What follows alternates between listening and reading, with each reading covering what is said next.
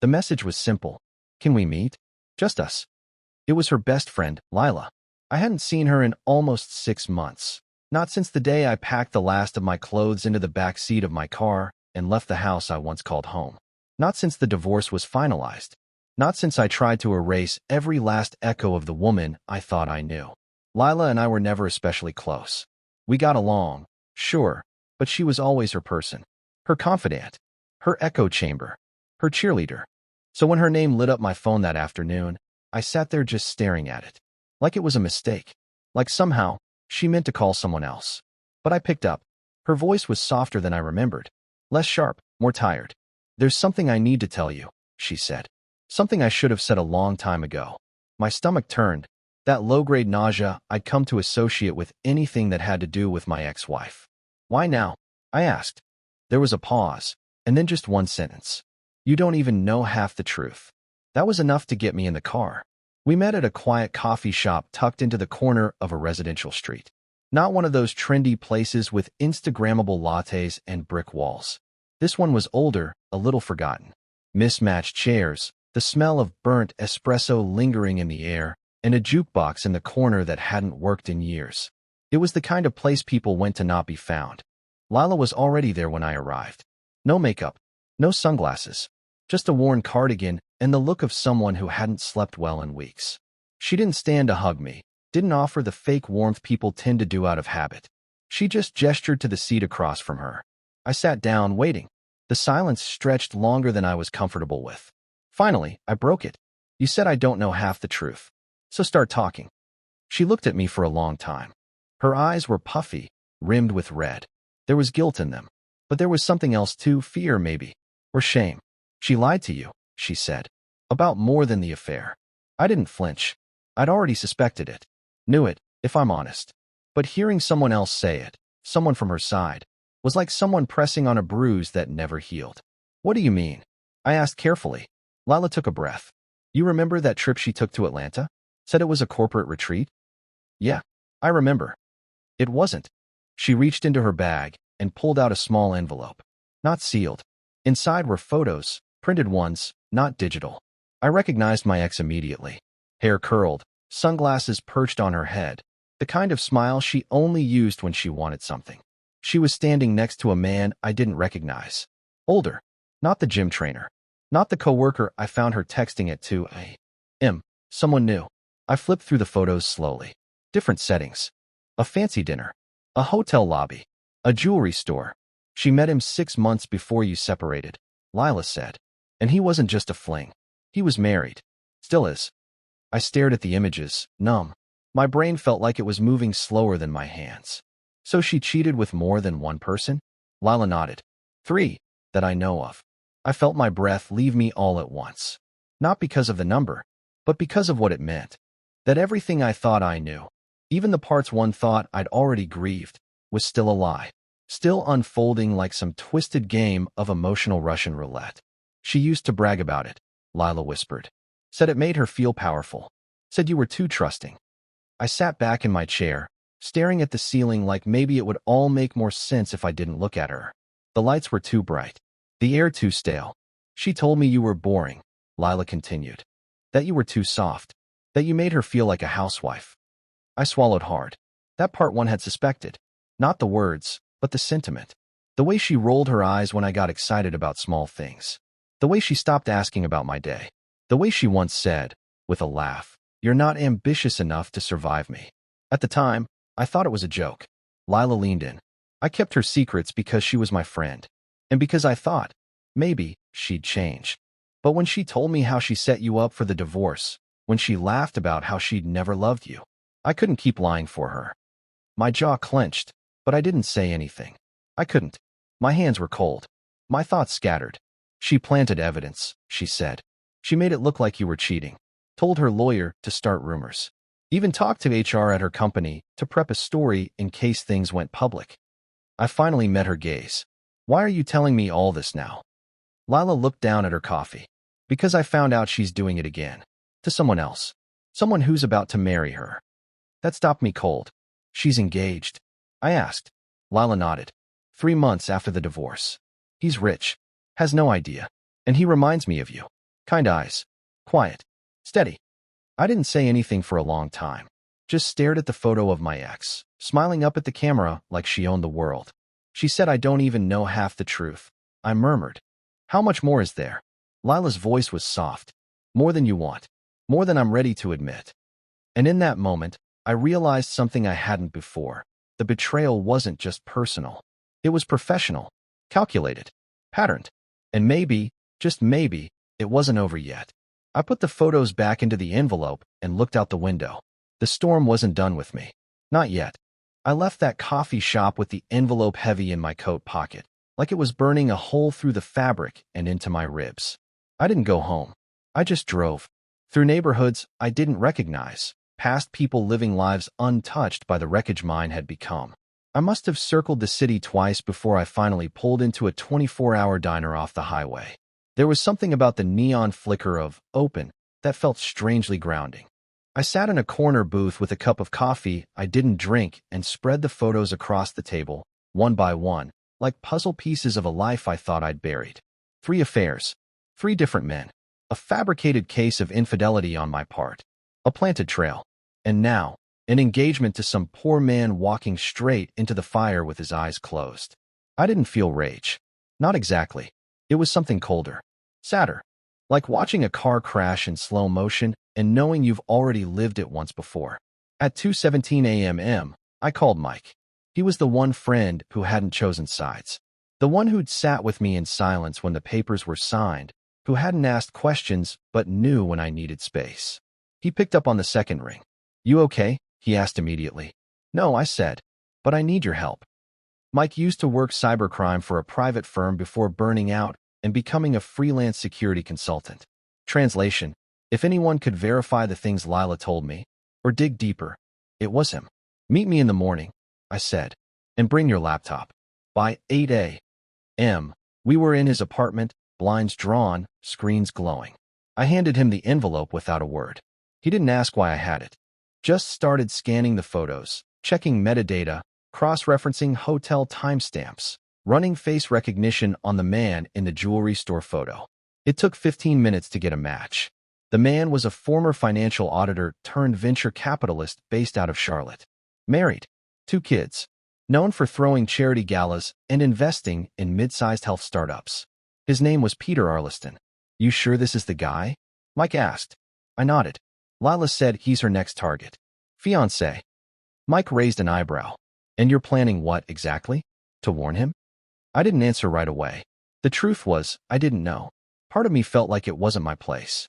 Another part felt like it was exactly my place, because I knew what it was like to be used and discarded by someone you trusted blindly. "She's a professional," I said finally. "Not in the legal sense, but emotionally. She picks people who won't see it coming." Mike leaned back. "You realize she'll come after you if you interfere, right? Legally, reputationally. People like her don't back down quietly." I'm not scared of her anymore. And for the first time, I realized it was true. I wasn't afraid of what she could take. I'd already lost everything once. Money, reputation, trust, identity. What I had now was clarity. And I wasn't going to let someone else become collateral in her game. 2 days later, I stood across the street from Peter Arliston's office. Not stalking, not hiding, just waiting. It was colder than I expected for September. I watched him step out of the revolving doors in a pressed gray suit, his phone tucked to his ear, a briefcase in his left hand. He looked exactly like the kind of man she would have chased, put together, confident, completely unaware of the trap waiting for him. I walked across the street, rehearsing every word in my head, but as I got closer, doubt started to creep in. What if he didn't believe me? What if he did, but didn't care? What if this wasn't my story to step into? I stopped short. He turned to me slightly, brows knitting like he was trying to place me. "Mr. Arliston?" He paused his call, eyes narrowing. "Yes." I extended my hand. "My name's Nathan. I was married to the woman you're engaged to."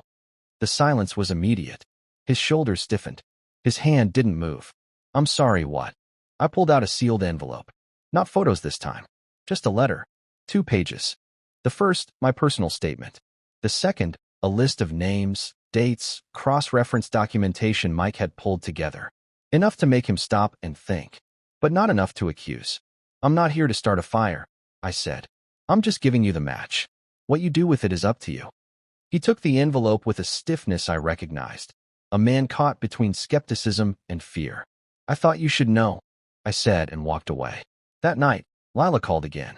She knows, she said, voice panicked. I didn't need to ask who. Did Peter believe it? I don't know, she said. But she showed up at my apartment, screaming, said I was dead to her, that you were manipulating me. A pause. I think she's unraveling, Nathan. You need to be careful. I looked out the window at the empty street below. I'm not scared of her, I repeated. But that wasn't the question anymore. The question was, what does someone like her do when the illusion breaks? Because I was starting to realize that what I knew still wasn't everything. And the storm wasn't just circling, it was coming straight for me. I woke up 3 days later to a text message that made my blood run cold.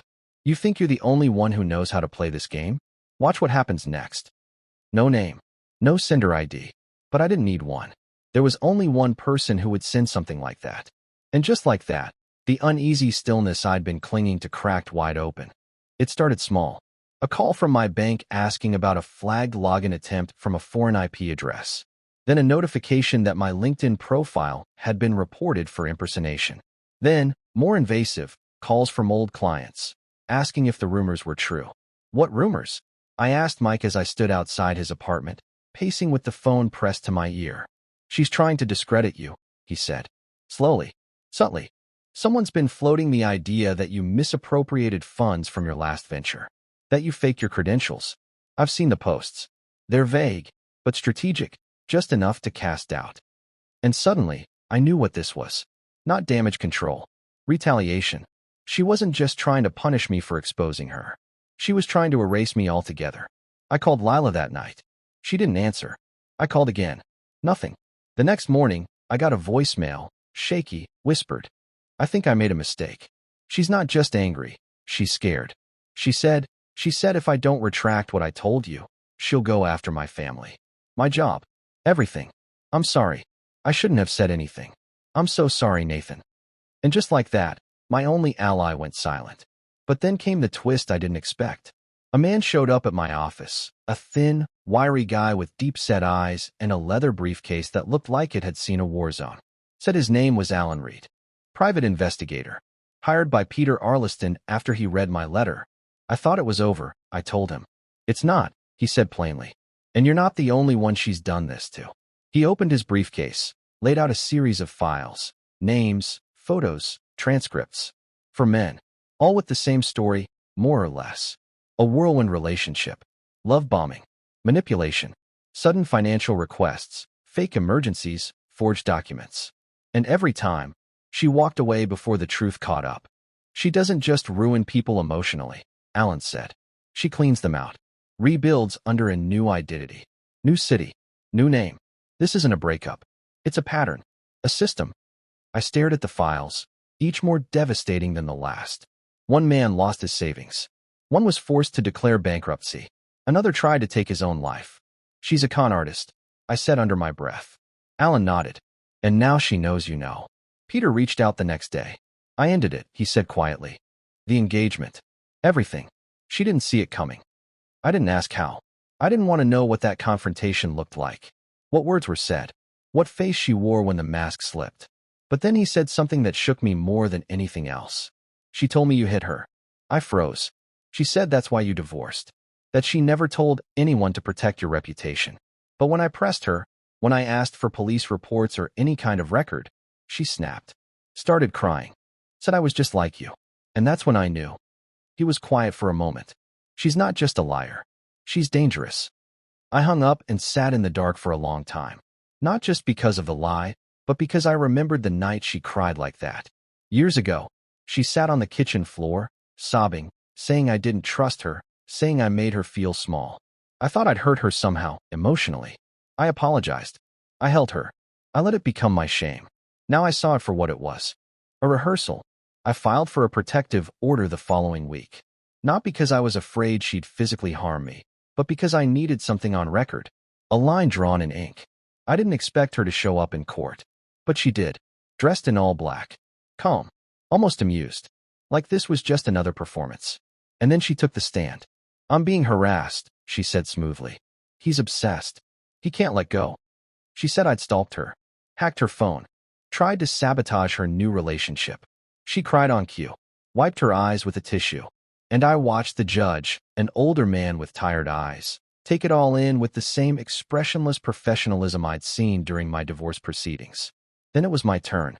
I didn't have to speak much, just handed over the documentation. Alan's files, Peter's letter, Lila's voicemail, photos, transcripts, a printed copy of her fake report to HR about my emotional instability the year before we split, an accusation she never followed up on, but which still sat in a file somewhere, tainting my name.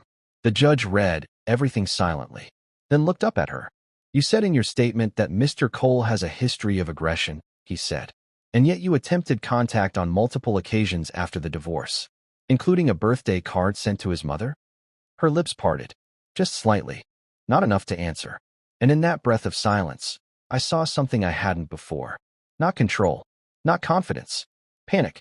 The order was granted. Temporary, for now. But the line was drawn. That night, I sat on my balcony with a cup of cold coffee and stared out at the skyline. The city buzzed below, unaware, unbothered. It was over, not because a judge said so, but because I knew now, really knew, what I'd survived.